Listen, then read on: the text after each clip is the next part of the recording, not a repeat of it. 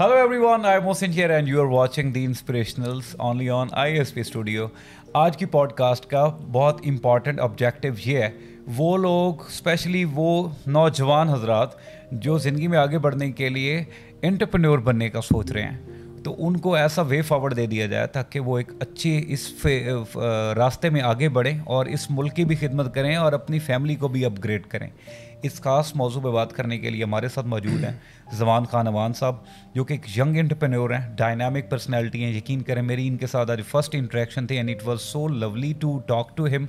मैं कहता हूं कि ये वाली पॉडकास्ट मैं लॉन्ग आवर्स पे कन्वर्ट कर सकता हूं, बट हमने शॉर्ट में ही आप लोगों को इतनी चीज़ें दे देनी है कि आप उनसे फ़ायदा उठाएं। और अगर आप एंटरप्रेन्योर बनने में आप सीरियस हैं तो definitely you can get a lot of things from this. तो विदाउट वेस्टिंग द टाइम हम ज़मान खान अवान साहब के पास चलते हैं। जी अस्सलाम वालेकुम ज़मान साहब। वालेकुम सलाम। Welcome to the podcast. Thank you so much. First of all thank you so much you just making time out, क्योंकि कल हमने रब्ता किया और फिर आपने इमीडिएट बेसिस पे आपने टाइम निकाला। ज़मान साहब, I just wanted to know, मैं जानता हूँ, लोग भी जानते हैं, बट द न्यू व्यूअर जो आपको नहीं जानता, अपने बैकग्राउंड के बारे में थोड़ा सा बताएं। फर्स्ट ऑफ ऑल जी, थैंक यू सो मच आपने इस प्लेटफॉर्म पे, और मैं आपको कांग्रेट्स भी कहूँगा कि स्पेशली साउथ पंजाब के पॉइंट ऑफ व्यू से भी देखा जाए तो आप बहुत अच्छा कंट्रीब्यूट कर रहे हैं। और ये एक ऐसा प्लेटफॉर्म है जहाँ सिर्फ मैं नहीं बल्कि और भी ऐसी इंस्पायरेशनल पर्सनालिटीज़ आएंगी और अल्टीमेटली वो यूथ के लिए बहुत ज़्यादा पॉजिटिव इम्पैक्ट डालेंगे। कोशिश यही होती है कि लोगों के लिए कुछ ना कुछ कंट्रीब्यूट किया जाए। मैं अपने हवाले से शेयर करता चलूँ तो एक वर्ड में ये एक्सप्लेन ज़रूर करूँगा कि अल्टीमेटली इट्स अल्लाह ब्लेसिंग्स और माँ बाप की दुआएं। ठीक है। इसमें जो सबसे इम्पॉर्टेंट वैल्यू जो मुझे ऐड ऑन हुई आफ्टर माय क्वालिफिकेशन, मैंने MBA किया HR में, ह्यूमन रिसोर्स डेवलपमेंट में, फ्रॉम सुपीरियर यूनिवर्सिटी लाहौर। और by the way we are having the same qualification. अच्छा, nice, I do very in nice HR। सो उसमें फिर स्टार्ट मैंने अपनी यूनिवर्सिटी से अपना कैरियर का किया। वहाँ being an educationist, being an educationist, but मुझे स्टार्ट में जो जॉब ऑफर हुई, क्योंकि अभी मैं MBA के लास्ट सेमेस्टर में था, तो मुझे जॉब ऑफ़र होगी एज अ, मैं क्योंकि प्रेसिडेंट काम कर रहा था कुछ क्लब से यूनिवर्सिटी में, तो उसमें मैं एज अ प्रेसिडेंट था, वहाँ का जो एग्जीक्यूटिव क्लब था। अच्छा, ये ज़रूर बताते चलें कि आपकी फैमिली का बिजनेस बेसिकली एजुकेशन का था? मेरी फैमिली थ्रू आउट एजुकेशन में, लाइक मेरे जो बड़े चचा हैं, ठीक है, वो एक प्रोजेक्ट है सुपीरियर ग्रुप ऑफ कॉलेजेस, उसको एज अ हेड देख रहे हैं। मेरे वालिद साहब भी एजुकेशन में, मेरे खाला भी, मेरे छोटे चचा भी, मतलब पूरी फैमिली। अच्छा, घर का माहौल इंटायरली जो है ना वो डिस्कशंस ही एजुकेशन पे होती रहती थी। अच्छा, जब मुझे पर्सनली मौका मिला कि मैं सोचता था कि मैंने क्या करना है या किस तरह लाइफ को लेके चलना है, तो अभी स्टार्ट कैरियर में ना मैं कंफ्यूज रहता था। ठीक है, क्योंकि डिफरेंट ऑप्शंस होती थी। कभी दिल करता था बाहर चले जाएं, कभी दिल घर की मुल्की तो दार बराबर लगती है। हाँ, लगती। और फिर कभी कभी लगता था कि कुछ चीज़ें बनी बनाई हैं तो कहेंगे ये आप संभाल लें, ठीक है, आप इसको देख लें। लेकिन मैं कहता हूँ कि हमें हमेशा अपने इनर और इनर सोल को भी एनालिसिस कर लेना चाहिए। ठीक है। अच्छा, वो हमें अल्लाह पाक मौका देता है, ठीक है, जस्ट थोड़ा सा उसको क्लिक करने की देर होती है। हाँ जी। मैं अपने कैरियर की बात हमेशा एग्जाम्पलरी से देता हूँ कि मैंने जब सुपीरियर यूनिवर्सिटी में एज अ जॉब स्टार्ट की तो मैंने हार्डली जॉब वहाँ पे सिर्फ और सिर्फ 1.5 साल की, 1.5 ईयर्स। लेकिन मेरे पास जॉब का जो अपॉर्चुनिटी थी वो एज एडमिन में थी। ठीक है, मैंने एडमिन के पॉइंट ऑफ व्यू से सीखा काफ़ी। ठीक है, मैं हर प्लेटफॉर्म पे शेयर करता हूं। दैट उससे पहले भी चीज़ें घर में भी डिस्कस हो रही हैं, फिर प्रैक्टिकल एक्सपोजर भी, as you know exactly told that के स्टूडेंट बॉडीज का भी आप हिस्सा रहे थे। तो लेकिन मेरी एक लाइफ में एक रोल मॉडल कह लें, एक इंस्पायरेशन कह लें, वो मैंने खुद भी एनालिसिस किया और जज भी किया और अल्लाह ने मुझे उसके करीब भी किया। ठीक है, वो मेरी इंस्पायरेशन थी जो चेयरमैन है सुपीरियर ग्रुप के, प्रोफेसर डॉक्टर चौधरी अब्दुर्रहमान साहब। हाँ जी। बिलीव करें, मैं कहता हूँ कि उनका पावर ऑफ बिलीव इतना स्ट्रांग है कि वो खड़े खड़े आपको कोई चीज़ एक्सप्लेन कर दें तो आपको लगेगा कि आप रॉकेट की तरह वो कर सकते हैं। ठीक है। तो जब आपको कोई ऐसी पर्सनालिटी जो आपकी लाइफ में कुछ वैल्यू ऐड कर दे, तो आप देखें कि बहुत सारे मिरेकल्स ऐसे होते हैं जो आपको नहीं अंदाज़ा हो रहा होता, और आपकी बस कैपेसिटी को जज करना ज़रूरी होता है। ठीक है। सो मैंने ये एनालिसिस किया कि मैंने जितनी जॉब से एक्सपोजर लेना था, जो चीज़ें हासिल करनी थी एज अ लीडरशिप क्वालिटी, वो सर से सीख ली। ट्रू। गो के इंसान लाइफ टाइम सीखता रहता है। फिर एक स्टार्टअप की तरफ प्लान किया कि कोई अपना कोई काम किया जाए। अच्छा, कोई ऐसा प्लेटफॉर्म हो जहाँ पे अपने ख्वाबों को पूरा किया जाए। ठीक है। कोई ऐसी एनर्जी को वहाँ पे लगाया जाए जहाँ पे हम कोई ऐसी जनरेशन डेवलप करें जो हमसे भी अच्छा सोच सके। अच्छा, यहाँ पे मैं ज़रूर एक चीज़ क्रॉस क्वेश्चन करना चाहूँगा जी प्लीज। आपके लिए बहुत आसान था फैमिली बिजनेस में और बहुत अच्छी पोजीशन आपको मिल जाती, घर बैठ के मैं कहता हूँ आपका घर में दुबई स्टार्ट हो जाना था। बिल्कुल एग्जैक्टली। व्हाई यू स्टार्टेड कि भाई अपना कुछ करना है, एक इसके पीछे भी कोई ड्राइव होती है। I wanted to know that drive. उसमें सबसे इम्पॉर्टेंट जो चीज़ थी वो मुझे हमेशा ये क्लिक करती थी कि मेरी एक पर्सनल रिकग्निशन होनी चाहिए। ठीक है, उस रिकग्निशन का एलिमेंट थोड़ा सा यूनिक होना चाहिए। मतलब हमारी फैमिली अगर अपनी अपनी जगह कंट्रीब्यूट कर रही है तो उनकी अपनी मेहनत वो एक अपनी मेहनत है। ठीक है, तो हमें हमेशा मेहनत को इस तरह यूटिलाइज नहीं करना कि हम उस पर जाके बैठ जाएं। हमें उस मेहनत को अपना कुछ डिफरेंट कंट्रीब्यूट करना है कि कल को हम उसको आगे लेके चल सकें। तो मैंने इसी पॉइंट ऑफ व्यू से फोकस किया कि भाई आप के अंदर अपनी क्या स्किल्स हैं, आप किस तरह का माइंडसेट लेके चल सकते। देखिए, जब हम एंटरप्रेन्योर की बात करते हैं ना, तो एंटरप्रेन्योर बेसिक होता क्या, हमें सबसे पहले ये अंडरस्टैंड कर लेना बहुत ज़रूरी है कि एंटरप्रेन्योरशिप को हम इतना ज़्यादा जो वर्ड कहते रहते हैं, ठीक है, वो अल्टीमेटली चीज़ क्या है। देखिए, होता है एंटरप्रेन्योर वो होता है जो अपने लिमिटेड रिसोर्सेज में अपनी प्रॉब्लम सॉल्विंग की तरफ आ जाता है। ठीक है, और इसमें कोई आइडिया जनरेशन भी मैटर करती है। Definitely unique idea. देखिए, मैं कहता हूँ कि अगर आपने अपने ख्वाब पूरे करने हैं तो अपना काम कर लें, अगर आपने दूसरों के ख्वाब पूरे करने हैं तो नौकरी कर लें। ठीक है। और हमारे यहाँ सॉरी टू से बहुत सारी चीज़ों को उस लेवल पे डिलीवर इसलिए नहीं किया जाता कि बस यार अच्छी जगह नौकरी मिल जाएगी, ट्रू, अच्छी जगह चीज़ों को मैं देख लेंगे, हमें कोई कंपनी या वट एवर। देखिए, मैं ना जॉब्स के खिलाफ इन डैट सेंस नहीं हूँ, लेकिन मैं ये समझता हूँ कि हर बंदे के अंदर कुछ ना कुछ ऐसी स्किल ज़रूर होती है कि जब वो किसी अपने इनिशिएटिव की तरफ जाता है ना, तो उसका विजन ही डिफरेंट हो जाता है। मसला बिल्कुल यहाँ पे ये आता है कि एक बंदे ने आगे अपना कुछ करना है, चलो फॉर द सेक ऑफ उसने अपनी अब सर्वाइवल के लिए जॉब कर ली जी। अब यहाँ पे बड़ी प्रॉब्लम ये आती है कि आपने अपने ख्वाब मार दिए उस सर्वाइवल की जंग को पूरा करते करते। मरना तो नहीं चाहिए ना, लेकिन वो क्योंकि वो कहते हैं ना, वो किसी जगह मैंने सुना कि ये एक दवाई की तरह है, वो एडिक्शन है जो आपको मंथली बेसिस पे मिल रही है और आपके वो ख्वाब भी मार रही है एट द डे। बिल्कुल। देखिए मोहसिन भाई, जो एंटरप्रेन्योर्स होते हैं ना, वो किसी भी चीज़ के हवाले से ना अपनी पूरी इंटेंसिटी से सोचते हैं। ठीक है, अगर वो किसी बहुत डिटेलिंग में जाते हैं, उनका दिन रात यही पर्पस होता है कि इस चीज़ को हमने और अच्छा कैसे करना है। ठीक है, जब आपका टोटली कंसर्न किसी एक ट्रैक की तरफ हो जाता है, आप अपना एनालिसिस कर बैठते हैं कि ये चीज़ मेरे मुताबिक और मैं इसमें एफर्ट करूँगा तो चीज़ें ग्रो करेंगी। देखिए, कुरान मजीद में अल्लाह पाक भी फरमाते हैं कि मैं तुम में से किसी मेहनत करने वाले की मेहनत को ज़ाया नहीं करता। बेशक। अब जो मेहनत को अगर हम एंटरप्रेन्योरशिप से रिलेट करते हैं, तो मुझे बताएं, मेहनत अपनी करनी आपने, रिटर्न अल्लाह ने देना, तो क्यों ना हम अपने ही चीज़ को, अपने ही ट्रैक पे इतने ज़्यादा फोकस हो जाएं कि हम कुछ ना कुछ पूरी कम्युनिटी में डिफरेंट कंट्रीब्यूट। अच्छा, क्या सोचा फिर आपने? मैंने अपना करना है। अच्छा, ये मेरे लिए बड़ा मुश्किल था, ये मैं आज आपके प्लेटफॉर्म से शेयर कर रहा हूँ कि सबको राजी करना और सबको कहना जी कि मैं अपना कुछ करना चाहता हूँ, क्योंकि वो कहते थे बनी बनाई चीजें हैं, कुछ आप यहाँ से ले लें। ऐसी सिचुएशन में लोग भी आपको लूज नहीं करना चाह रहे थे, अपने घर का बंदा है तो अंपायर का बंदा क्यों लाए, कुछ ले लें, कुछ यहाँ से कुछ अपना प्रोजेक्ट ले लें, कुछ इसका स्टार्टअप ले लें, कुछ ऐसे कर लें। मैंने फिर भी अपने जो चेयरमैन साहब हैं उनसे बड़ी हम्बली रिक्वेस्ट की, उनसे कहा कि सर आई वांट कि मैं कोई अपना कोई स्टार्टअप कहते। उन्होंने मुझे बड़ा कहा कि आपके पास ऑप्शंस हैं, आप देखें। मैंने कहा सर विद ड्यू रिस्पेक्ट, आपसे बड़ा कुछ सीखा है तो मुझे इजाज़त दें कि कोई अपना प्लेटफॉर्म बनाया जाए। ठीक है। सो उन्होंने बड़े हैप्पीली मुझे अप्रिशिएट किया माशाल्लाह। वो एक जो थापी थी ना सर, ये बहुत बड़े बंदे की निशानी। ये जो वो जो एक थापी थी, वो जो एक एप्रिसिएशन का लेवल था, उसने उस दिन से मुझे ये चीज़ मेरे अंदर डाल दी कि अब ज़मान तेरे पे बहुत कुछ है। ठीक है, कुछ ना कुछ डिफरेंट करें। सो उनका फैज़ भी मिल गया। ठीक है। और मैं आज क्या मैं कहता हूँ कि मेरे जितने भी आर्टिकल्स हैं, कुछ बुक्स में मेरा भी है, तो उन बुक्स में सर का नाम ज़रूर है। ठीक है, मेरे लिए इतने ऑनररी हैं कि बाज़ औक़ात तो मैं उनसे बात कर रहा हूँ तो मेरी आंखों में आंसू आ जाते हैं कि वो अकीदत का लेवल कह लें, वो इंस्पायरेशन का लेवल कह लें कि एक बंदे ने मतलब हर पर्सनालिटी के अंदर कुछ ना कुछ उन्होंने डाल दिया है, ये अल्लाह ताला की तरफ से होता है, ठीक है।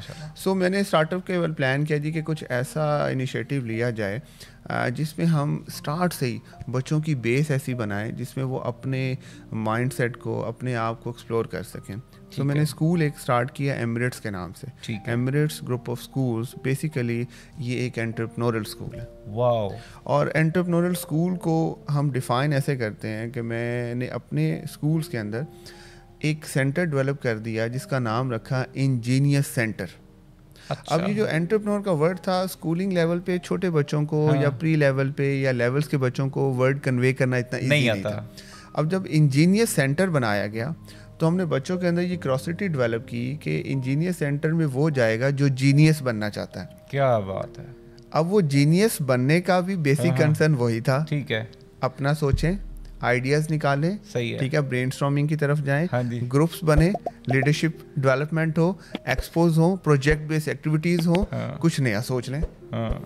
छोटी सी मिसाल देता हूँ आपको। हमने एक प्लान किया जी कि हमने बच्चों की प्रेजेंटेशंस करवानी है और प्रेजेंटेशंस में हमने उनको टॉपिक दिया और कहा कि इस टॉपिक को आपने प्रेजेंट करना है जैसे ब्रेकिंग न्यूज़ होती है। क्या बात है। अब एक स्टूडेंट मैंने सेलेक्ट किया, मैंने उसे बुलाया, मैंने कहा बेटा आपने जब ब्रेकिंग न्यूज़ शेयर करनी है ना तो नॉर्मली आप चैनल्स या किसी भी न्यूज़ को देखिएगा तो उससे पहले एक स्पेसिफिक टोन आती है कि वो पता चलता है कि पता कोई न्यूज़ डिफरेंट सी आने वाली है ना, एक रूटीन से हट के हम आपको मिलवाने जा रहे हैं और एकदम ब्रेकिंग न्यूज़ इस तरह। सो उसने कहा सर बिल्कुल ठीक है, एग्री। अगले दिन प्रेजेंटेशन सी, पैनल बैठा हुआ था, तमाम स्टूडेंट्स ने अपने अपने अंदाज में प्रेजेंटेशन दी। जैसी वो आई उसने पैसे टोन चलाई, फिर अपना वो शेयर किया तो यकदम एक थ्रिल सी मच गई ना। बच्चों ने भी देखा कि अच्छा इसने इतना डिफरेंट किया, इसने कैसे कर लिया। तो ये जो सोचने की कैपेसिटी और उसके बाद आइडियाज़ जनरेट करने का वे आउट, जब तक हम बच्चे के अंदर ये चीज़ डेवलप नहीं करेंगे बच्चा भी उस चीज़ को लाइटर लेगा। और फ्रेंकली स्पीकिंग यहाँ पे जो चीज़ें हम बच्चों को यूनिवर्सिटी लेवल पे सिखा रहे होते हैं जी, जो वो कहते हैं ना जिन कंट्रीज की मिसालें देते हैं वहाँ पे वाकई स्कूलिंग में ही काम होता है, प्रैक्टिकल सर काम होता है। मतलब मैं आज भी मुझे इख्तलाफ है अपने एजुकेशन सिस्टम से थोड़ा सा, ये है कि भाई हम क्यों नहीं करिकुलम के अंदर सब्जेक्ट को ऐड कर देते। आप जितना आपसे मेरी अभी जो इंटरेक्शन आपने मुझे बताया कि आप जो साउथ पंजाब में कंट्रीब्यूट कोई नहीं कर रहा, पर्सनालिटी डेवलपमेंट, लर्निंग डेवलपमेंट, ये इस और एक्चुअली इन्हीं लोगों को ज्यादा जरूरत है, डेफिनेटली जरूरत है। बाहर तो जो मिल गया ऑटोमेटिकली वो उनको तो एक्सपोजर मिलना ही मिलना है। आप देखें, आप क्लास को कोई कंपैरिजन में नहीं लेके आ रहे, आप एक प्लेटफॉर्म दे रहे हैं और वही दे रहे हैं जो एक स्टैंडर्ड के अकॉर्डिंग होता है। यकीन करें, मैं जब टीचर्स ट्रेनिंग प्रोग्राम कंडक्ट करता हूँ, one of the common problem the teacher face, और वो शेयर भी करते हैं, वो ये है कि यार एक ही क्लास में जब दो डिफरेंट पर्सनैलिटीज बैठी हैं, एक लोअर मिडिल से आया, एक एलीट से आ रहा है और दोनों किसी वजह से आप सेम क्लास में बैठ गए जी, अब उनको कैसे पेस अप करना है, लेवलिंग कैसे करनी है। यहाँ पे तो वो कहता है मैं तेनू दसांगा, वो टीचर भी नहीं मानता, वो मैं कहता है मैं मुझे टीचर को, और ये वो इतना बीबा है कि यार उसको तो बात करते करते उसकी टांगें कांप जाती हैं। तो ये इस लेवल पे आप लोग भी जिस तरह डिलीवर कर रहे हैं, तो मैंने स्कूल्स में क्यों फोकस किया। देखें हमारे यहाँ पेरेंट्स या ओवरऑल माइंडसेट ये है कि डॉक्टर बना देंगे, भाई यार फैमिली में डॉक्टर्स हैं, इंजीनियर बना देंगे, ये करवा देंगे, वो करवा देंगे। भाई पेरेंट्स का स्पेसिफिकली हमने पेरेंटिंग डिपार्टमेंट बनाया। माशाल्लाह। आप बिलीव करें, मैं इन वर्ड्स एक्सप्लेन कर रहा हूँ कि मदर्स ने ना मतलब हाथ उठा के हमें दुआएं दी कि आज हमें ये सोचने का मौका मिला कि मेरे बच्चा क्या चाहता है। अच्छा यकीन करें, मैं अजमान भाई मुझे हंसी इसलिए आज से आ रही है कि मैं क्योंकि करियर काउंसलिंग करता हूँ और I got calls most of the time, और कॉल क्या होती है यार, उस राय की में कॉल होती है यार, वो अपना बाल ਨੂੰ FSC करावनी है, FSC कर गई दिए थे वाता गंके करावने। I don't know the picture, मैं बच्चा नहीं जानता, ना मैंने देखा हुआ है, ना मैं आपका बैकग्राउंड जानता हूँ। भाई मैं पूरे उसके सारी जिंदगी का डिसीजन मैं कैसे ऐसे 2 मिनट की कॉल पे बता दूं। अच्छा फिर जो बच्चा आता है ना, मैंने कहा बेटा आप ना आए, पहले आप साइड पे हो जाएं, पहले अपने पियो ਨੂੰ मेरे नाम बुला। एग्जैक्टली। और मैं उसके समय का पहला एक काम करना है कि बच्चे को जो करना चाह रहा है ना पहले पूरा एक्सप्लोर करने दो, दोस्त बनो ना उसका।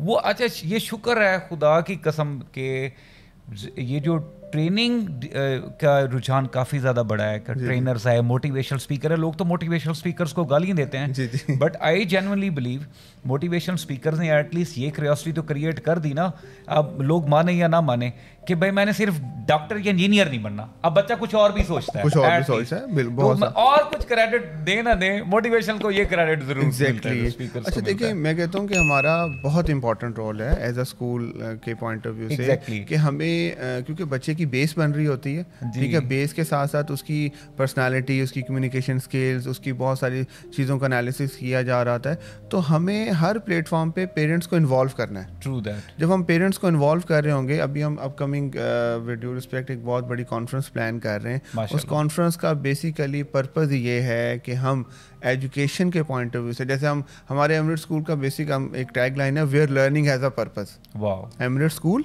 Where learning has a purpose. तो वो पर्पस जब तक हमें खुद नहीं क्लियर होगा, तो बच्चे को तो डेफिनेटली, आज आपको कॉल आई है, कई मुझे आती होंगी, मुझसे पूछते होंगे, इट्स मीन के एजुकेशन सेक्टर्स कहीं ना कहीं इतना गैप है, बिल्कुल है, ठीक है ना। हमें खाली ये तो नहीं ना स्टूडेंट्स आए हैं और आते हैं, बस पढ़ाई है, 2 बजे छुट्टी हुई, घरों को चले गए, ठीक है, नहीं होना चाहिए, ठीक है। हर मंथ हम लोग एनालिसिस करते हैं IQ पे, हर मंथ हम लोग प्लानिंग करते हैं कि कुछ डिफरेंट से क्या होता है। देखें, हमने एक प्रोजेक्ट बेस्ड एक्टिविटीज़ दे दी, कुछ कॉम्पिटिशन्स करवा दिया, कोई ना कोई आइडियाज़ जनरेट कर दिया।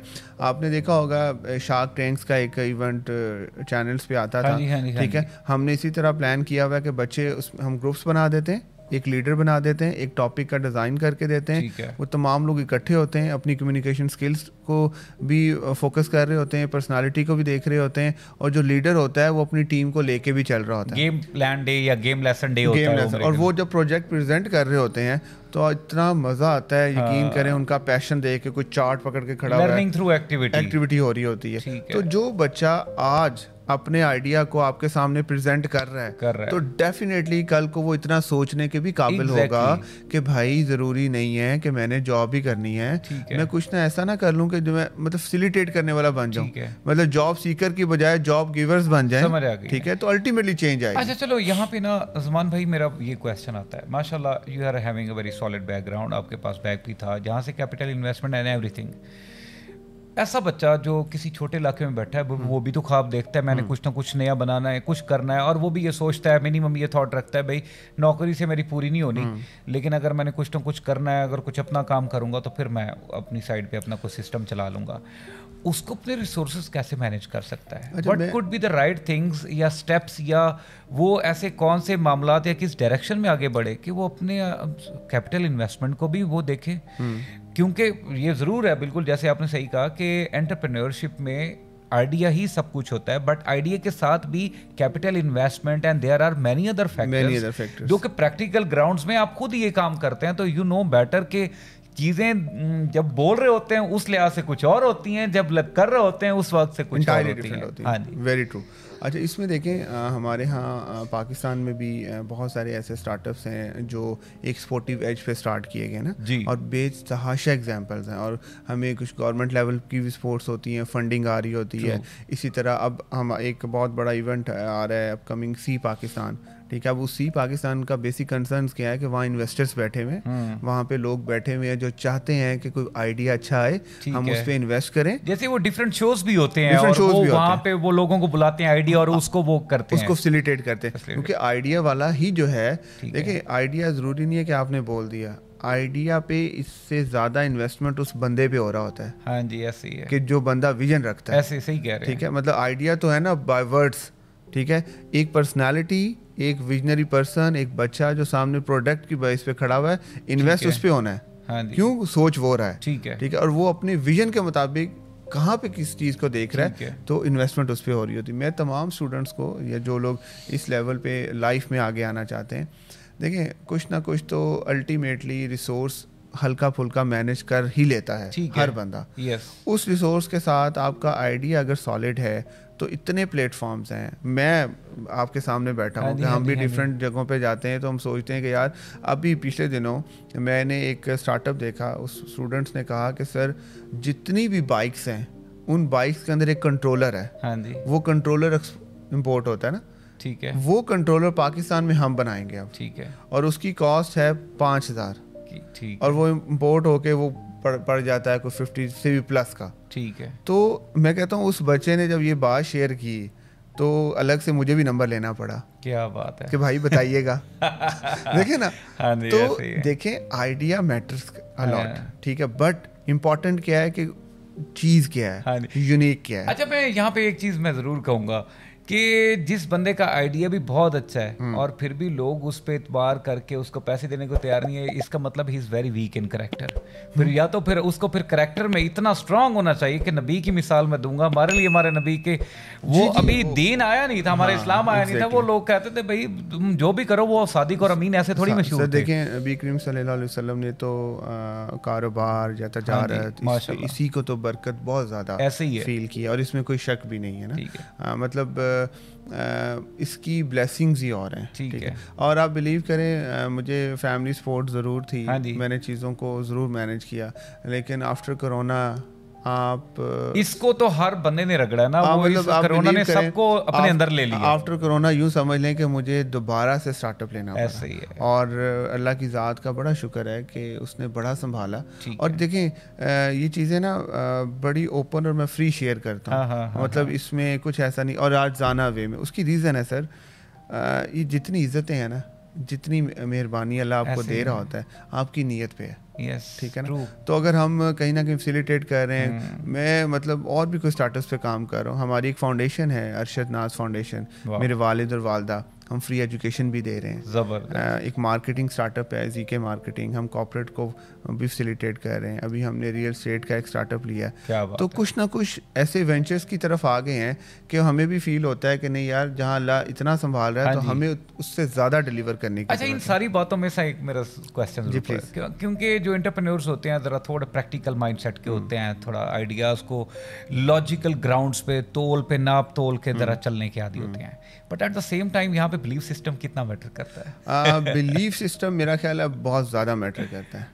और बिलीव भी वो मतलब एक because you are actually putting something out of the way, और ऐसी चीज़ है जो market you don't know market accept करे ना करे, you don't know the result. देखिए एक बात हमें यहाँ पे अंडरस्टैंड करनी चाहिए कि जब हम सबसे पहले अपने अल्लाह की ज़ात पे बिलीव कर लेते हैं, उसके बाद अपने आप पे। अच्छा, अपने आप पे बिलीव का जो बेसिक कंसर्न है ना, कि जब आप अपना प्रोफेशन को अपना पैशन बना लेते हैं, ठीक है, जब आप उस चीज़ पे फोकस हो जाते हैं, तो मेरा ख्याल है कि फिर कुछ भी हो जाए, ठीक है, आपने उस चीज़ को जब हटना ही नहीं है, छोड़ना ही नहीं है। सर बड़ी मिसालें हैं, ठीक है, आप कोई दिल में और भी तो बहुत सारी चीज़ें लेके बैठे ही होते हैं ना, तो जब अपनी लाइफ कैरियर को इतना स्ट्रांगली एग्री कर लें और कह लें यार जो भी है ठीक है इसको नहीं छोड़। मेरे पास अब कोरोना के बाद बड़ी ऑप्शंस थी, ठीक है, कि और ऐसी सिचुएशन के बाद तो बंदा मजीद सेफ साइड पे निकलना चाह रहा साइड पे निकल। अब मैं कोरोना के बाद इस पोजीशन पे था कि मैं शायद दोबारा इस चीज़ को ना बना सकूं ना, मुझे ऑप्शंस आई कि आप कहीं ज्वाइन कर लें, डीमोटिवेशन भी होती है और भी हजार फैक्टर होते हैं, क्योंकि सर लायबिलिटीज़ का लेवल इंक्रीज हो गया था, ठीक है। अच्छा, बहुत सारा सेक्रीफाइस करना पड़ा, मतलब मैंने अपनी एक बड़ी प्यारी सी गाड़ी को अपने इस बिजनेस की खातिर आफ्टर कोरोना किया। लेकिन क्यों किया?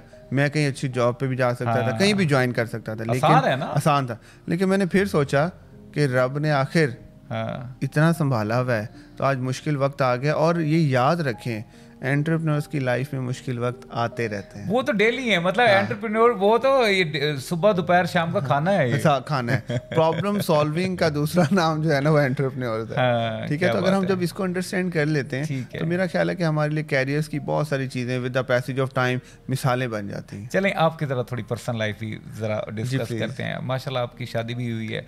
एंटरप्रेन्योर्स के लिए एक और चैलेंज होता है कि टाइम देना घर पे और अपनी फील्ड को टाइम, क्योंकि ऑफ कोर्स दिमाग लग रहा होता है तो आप most of the time field में होते हो, आइडिया पे काम कर रहे होते हो। भाभी जी के साथ लड़ाई होती है?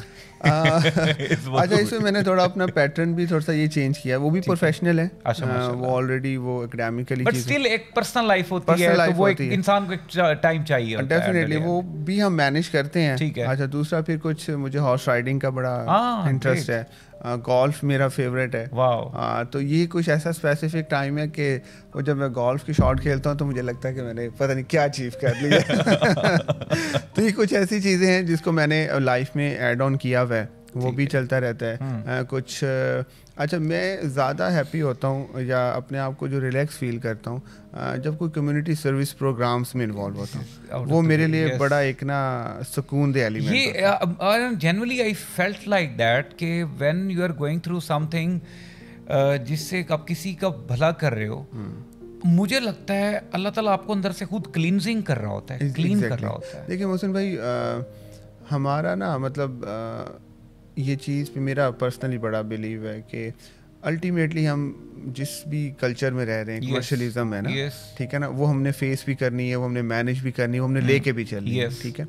लेकिन इसके साथ साथ ना आपकी कुछ इनर वैल्यूज़ होती हैं। जब आप आंखें बंद करके मेडिटेट करते हैं, अपने आप के बारे में सोचते हैं, तो वो जो ग्रैटिट्यूड का एलिमेंट है ना, वो ख़त्म नहीं होना चाहिए, ठीक है। क्योंकि जितना आप ग्रैटिट्यूड में रहेंगे उतना ज़्यादा नवाजे भी जाएंगे। ऐसे मैंने कहीं पढ़ा था, और ये बात मुझे तो सच लगती है कि असल इम्तिहान ये नहीं होता जब आपसे कुछ ले लिया जाता है, असल तो स्टार्ट तब होता है जब आपको मिलना स्टार्ट होता है। And how would you respond to the nature then? Very true, very true. और मैं ना फिर उन चीज़ों में बहुत ज़्यादा, मेरे साथ मेरे बड़े प्यारे दोस्त हैं, बड़े भाई हैं, यासिर, इरशाद, दीवान, तो वो बड़े भाइयों की तरह, तो मैं और वो हम अपना लेयर टाइम इसी चीज़ में फैसिलिटेट करते हैं। जब हम कोशिश करते हैं कि हम कहीं चले जाएं, कुछ सर्विंग का एलिमेंट हो जाए, कहीं पे जाके मतलब जो एक खिदमत खल्क जो तौफीक अल्लाह है, ठीक है, उसमें करें। तो वो मैं फिर अपने आप को समझता हूँ कि हम इतनी ज़्यादा रूटीन से हट के जो ये काम कर रहे हैं, इसकी एक और ही बरकत है। तो वो एक मेरे सुकून का एलिमेंट हुआ है। बाकी फैमिलीज़ के पॉइंट ऑफ व्यू से चीज़ें अल्हम्दुलिल्लाह चल रही हैं, ठीक है। उसमें अप्स एंड डाउन्स आपको पता है, पार्ट ऑफ लाइफ। चलें माशाल्लाह।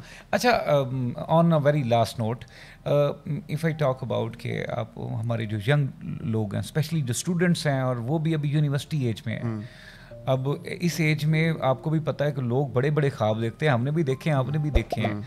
अच्छा, द पॉइंट इज़ कि उनको इस लेवल पे जो यूनिवर्सिटी में होते होते ऐसे क्या क्या काम करने चाहिए जिसकी बेस पे the moment they passed out तो वो प्रैक्टिकल आ जाएं, प्रैक्टिकली हो जाएं, तो आप क्या उनको सजेस्ट करेंगे? आपने इसी बात में एक बड़ी प्यारी बात कही कि सबसे पहले ख्वाब बड़े ही देखें। हाँ जी, ठीक है। जितना बड़ा ख्वाब आप देखेंगे उतना ही अचीव करने के लिए आप पैशनेट होंगे। ट्रू, ठीक है।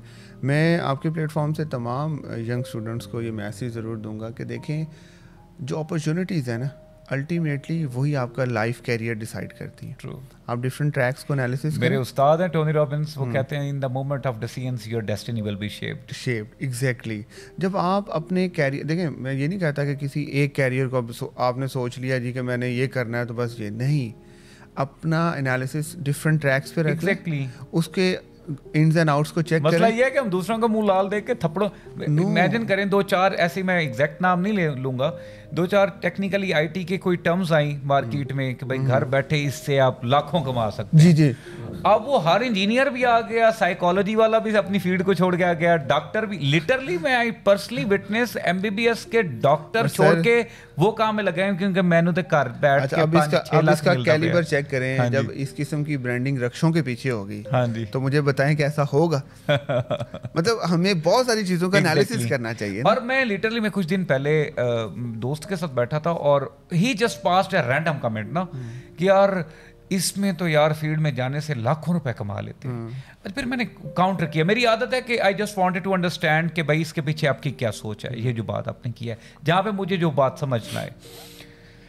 मैंने कहा यार देखो सादा बात है, आप ये बताओ, आप घर में अगर मिस्त्री भी लाओ, प्लम्बर भी लाओ, वो भी चौक पे जाके देखते हो कि सबसे अच्छा कौन है, तो आपको क्या लगता है गोरा आपको दे देगा $2000 है और ये आप 2 घंटे का काम करके नो, पहले आपको प्रूव करना होगा गोरे को कि मैं डिजर्व करता हूं, और गोरा तो आपको और ज्यादा चमड़ी छीलेगा। बिल्कुल ऐसे ही है। तो ऐसी सिचुएशन में फिर उन लोगों को अब देखिए मोहसिन भाई, हमारे यहाँ कल्चर वो नहीं है, बाहर में ये 13 साल का बच्चा जॉब स्टार्ट कर देता है, ठीक है। अच्छा, हमारे यहाँ से चले जाएंगे तो मैकडोनल्ड, तो KFC, हर किस्म का काम कर लेंगे, करते हैं ना, बिल्कुल करते हैं, ठीक है ना, बगैर सोचे समझे कर रहे हैं। तो भाई हमने बच्चों को क्यों इतना पैम्पर करना है? मतलब हमने क्यों उनको इस ईगो में रखना है कि आप कुछ कर नहीं सकते, अच्छा ये पढ़ लो, पढ़ने के बाद ही इस तरफ आ जाएंगे। ट्रू। अभी से हर बच्चे के अंदर मैं कहता हूँ कि देखें लाइफ में बहुत सारी जो मिसालें बनी हुई हैं उनको पढ़ना शुरू करें।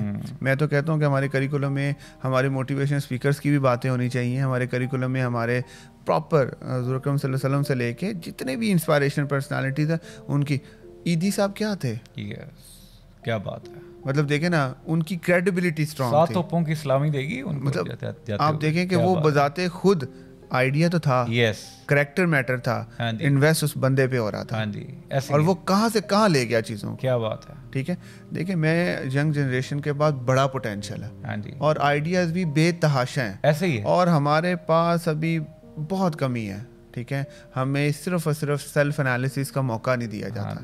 ठीक है, हमें जब ये बस गाइड कर दिया जाता है, यार वो कर रहा है आप भी कर लो। नहीं, इंशाल्लाह आप जैसे लोग हैं ना, तो वो बच्चों को के लिए अगर अपॉर्चुनिटीज क्रिएट कर रहे हैं, मैं कहता हूँ एक नहीं, हमें अभी लाखों ज़मान खान जैसे लोग चाहिए। और देखिए मैं कहता हूँ कि अपने स्कूल में जब हम इस चीज़ को फोकस कर रहे हैं ना, तो आप बिलीव करें आज नहीं तो कल जब ये जनरेशन निकलेगी ना, तो ये याद रखेगी कि जो हम आगे पढ़ रहे हैं ये तो हम स्कूल में भी पढ़ते आए हैं। जो अभी हमें समझाया जा रहा है ये हमने स्कूल में भी सीखा था। ठीक है, तो जब स्कूल में सीखा, कॉलेज में सीखा, यूनिवर्सिटी में सीखा, तो अल्टीमेटली जब वो प्रोडक्ट बाहर आएगी तो कुछ ना कुछ तो ऐसा डिफरेंट करेगी ना। तो बेसिक मेरा एम ये है, बच्चों के आपके प्लेटफॉर्म से ये मैसेज ज़रूर है कि देखें डिफरेंट अपॉर्चुनिटीज़ पे फोकस करें, जी। लेकिन सबसे इम्पॉर्टेंट ये है कि अपना सेल्फ एनालिसिस करें कि आपकी स्किल्स कहाँ पे काम करती हैं। फिर जिस प्रोफेशन की तरफ जाएं उसको अपना पैशनेट होके करें। ठीक है, कंसिस्टेंसी बहुत मैटर करती है। ठीक है, और पावर ऑफ बिलीव, जब पावर ऑफ बिलीव आपका स्ट्रांग होगा, दुनिया की कोई चीज़ ऐसी नहीं जो आपको ना मिल सके। ज़ुमान भाई आपसे बात करके बहुत अच्छा लगा। Thank you so much. मैं अभी कहूँगा there is a long way to go. अभी हम बैठे हैं तो मेरा कहना हम बहुत कुछ डिस्कस कर सकते हैं, क्योंकि देखें डिस्कशन से अल्टीमेटली ये भी एक सदका भी है, एक नेकी भी है।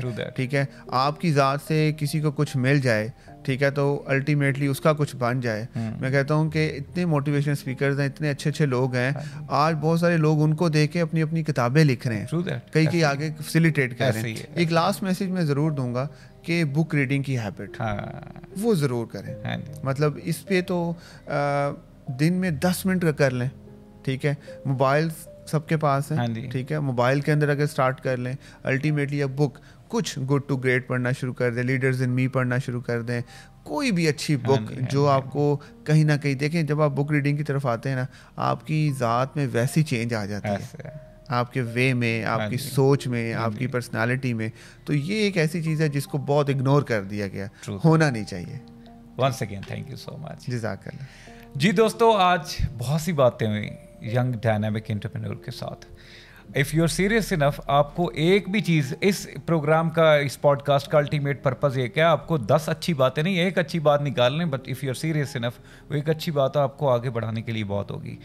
आपने ज़रूर बताना आज की पॉडकास्ट आपको कैसी लगी, और अगली पॉडकास्ट में किसको देखना चाह रहे हैं और किन टॉपिक्स पे बात करवाना चाह रहे हैं, वो भी आपने ज़रूर बताना है।